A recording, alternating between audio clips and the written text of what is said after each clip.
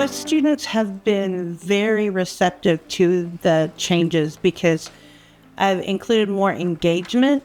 I didn't know how important that was before ARA, and now they're more interested in what's going on. I have a lot more control over the classroom because they are more interested.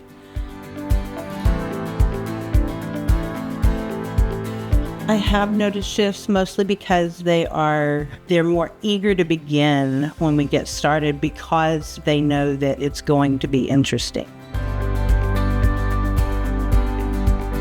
I've used several different strategies. My favorite one is novel in a day, just because it's time consuming to read novels in class and we have so much content to cover.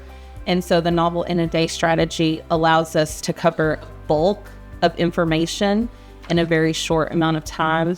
And we do like chapter summaries and put them on a PowerPoint that we can attach to Google Classroom. So the students have access to that at any given time. It goes in their Google Drive. They can access it even later years. My philosophy's changed a little bit because I focus mainly on these lessons with the student-centered learning. And that took me a little bit out of my comfort zone. And that has changed. Now I feel like that I can do that and still manage my class with the student-centered learning as opposed to teaching the way I did before all the time and not moving out of that. So that's changed my philosophy a little bit that way. I have shared this with all of my department. We talk about it in the halls. I've talked about it with other educators in the program.